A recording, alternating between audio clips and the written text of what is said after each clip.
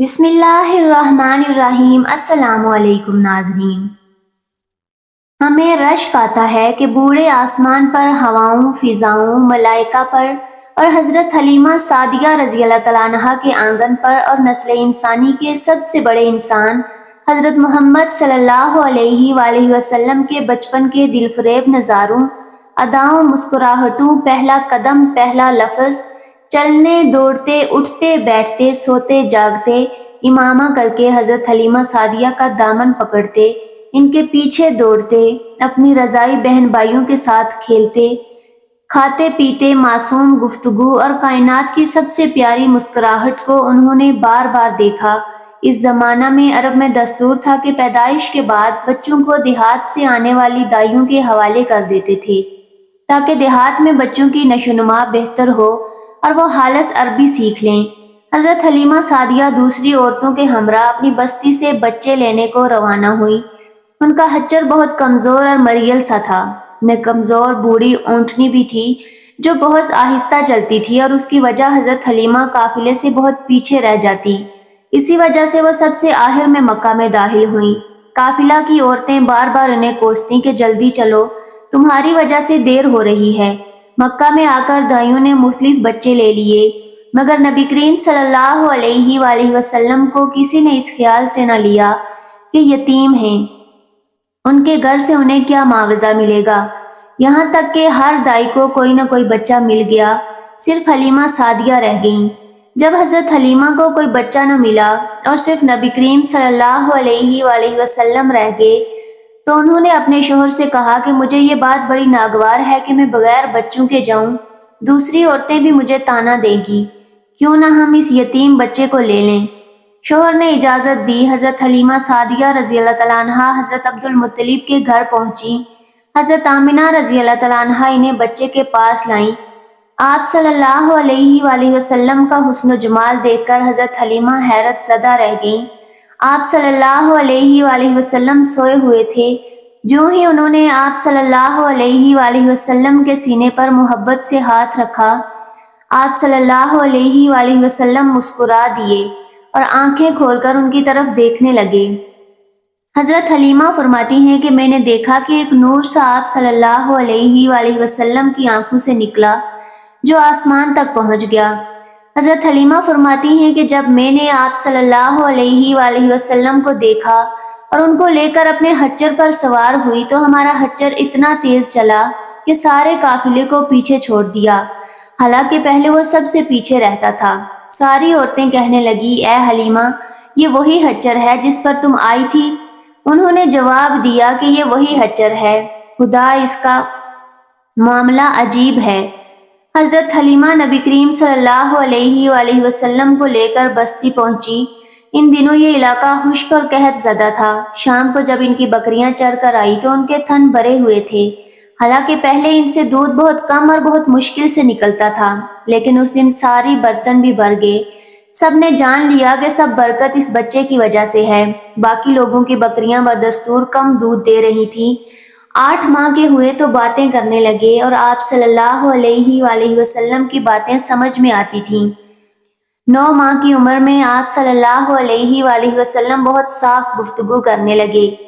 جب سے آپ صلی اللہ علیہ وآلہ وسلم اس بستی میں آئے، سب لوگ آپ صلی اللہ علیہ وآلہ وسلم سے محبت کرنے لگے۔ جب آپ صلی اللہ علیہ وآلہ وسلم 2 سال کے ہوئے تو حضرت حلیمہ آپ صلی اللہ علیہ وآلہ وسلم کو لے کر آپ صلی اللہ علیہ وآلہ وسلم کی والدہ کے پاس آئیں۔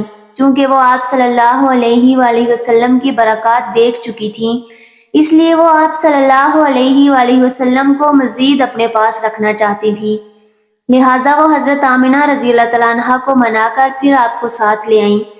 جب آپ صلی اللہ علیہ وآلہ وسلم کچھ بڑے ہوئے تو اپنے دودھ شریک بھائی بہنوں کے ساتھ بکریاں چرانے جانے لگے۔ پھر کچھ ایسے واقعات ہوئے کہ حضرت حلیمہ کو آپ صلی اللہ علیہ وآلہ وسلم کے نقصان کا ڈر ہوا، لہٰذا وہ آپ صلی اللہ علیہ وآلہ وسلم کو واپس ان کی والدہ کے پاس چھوڑ آئیں۔ وہ واقعات یہ ہیں کہ ایک بار آپ صلی اللہ علیہ وآلہ وسلم اپنی دودھ شریک بھائی بہنوں کے ساتھ بکریاں چرانے گئے تو 2 آدمی حضرت جبرائیل اور میکائیل علیہ السلام سفید کپڑے پہنے آئے۔ انہوں نے آپ صلی اللہ علیہ وآلہ وسلم کو پکڑ کر لیٹایا اور پیٹ چاک کیا اور کوئی چیز نکال کر باہر پھینک دی اور پھر سے پیٹ سی دیا۔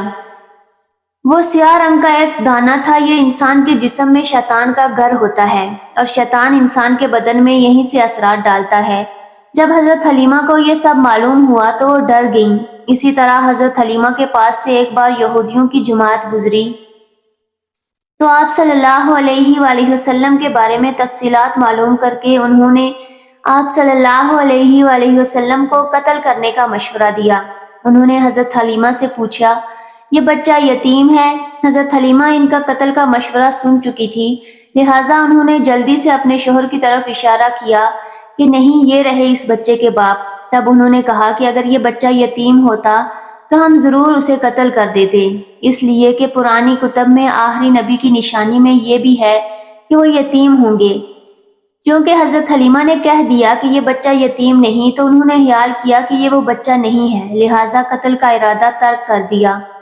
حضرت حلیمہ ایک بار پھر نبی کریم صلی اللہ علیہ وآلہ وسلم کو عکاظ کے میلے میں لے آئیں۔ جاہلیت کے دور میں یہاں بہت بڑا مشہور میلہ لگتا تھا۔ عرب کے لوگ حج کرنے آتے تو شوال کا مہینہ اس میلے میں گزارتے، کھیلتے کودتے اپنی بڑائیاں بیان کرتی۔ حضرت حلیمہ آپ صلی اللہ علیہ وآلہ وسلم کو لے کر اس میلہ میں گھوم رہی تھی کہ کاہن کی نظر آپ صلی اللہ علیہ وآلہ وسلم پر پڑی۔ اسے آپ صلی اللہ علیہ وآلہ وسلم میں نبوت کے تمام نشانیاں نظر آ گئیں۔ اس نے پکار کر کہا، لوگو اس بچے کو مار ڈالو۔ حضرت حلیمہ اس کی بات سن کر گھبرا گئیں اور جلدی سے وہاں سے سرک گئیں۔ اس طرح اللہ نے آپ صلی اللہ علیہ وآلہ وسلم کی حفاظت فرمائی۔ لوگوں نے کاہن سے پوچھا کہ کس بچے کی بات کر رہے ہو؟ اس نے کہا، معبودوں کی قسم، میں نے ابھی ایک لڑکا دیکھا ہے، وہ تمہارا دین ماننے والوں کو قتل کرے گا، تمہارے بتوں کو توڑ دے گا اور تم سب پر غالب آئے گا۔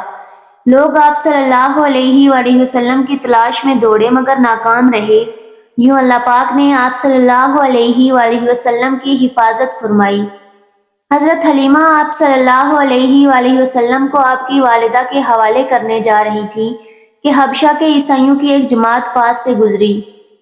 انہوں نے آپ صلی اللہ علیہ وآلہ وسلم کی مہر نبوت اور آنکھوں کی خاص سرخی کو دیکھا تو حضرت حلیمہ کو پوچھا اور کہا، اس بچے کو ہمارے حوالے کر دو، ہم اسے اپنے ملک میں لے جائیں گے، یہ بچہ پیغمبر اور بڑی شان والا ہے۔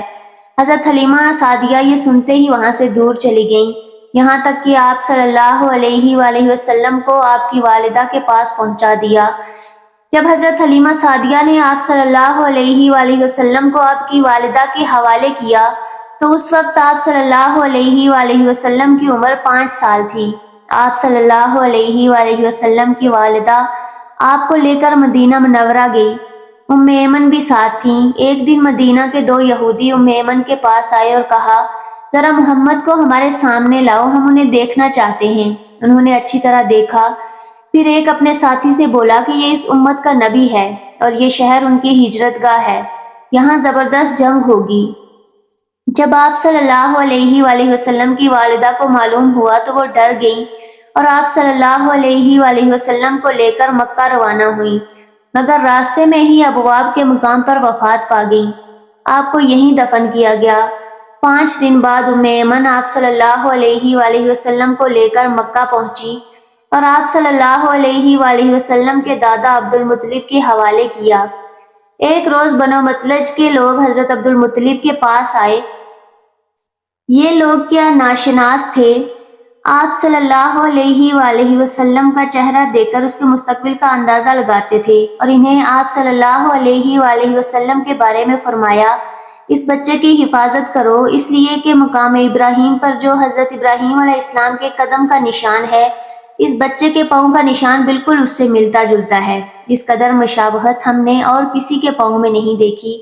ہمارا خیال ہے کہ یہ بچہ نرالی شان کا مالک ہوگا، اس لیے اس کی حفاظت کریں۔ اور ایک روز حضرت عبد المطلب حجر اسود کے پاس بیٹھے تھے کہ نجران کے عیسائی آ گئے، ان میں ایک بڑا پادری بھی تھا۔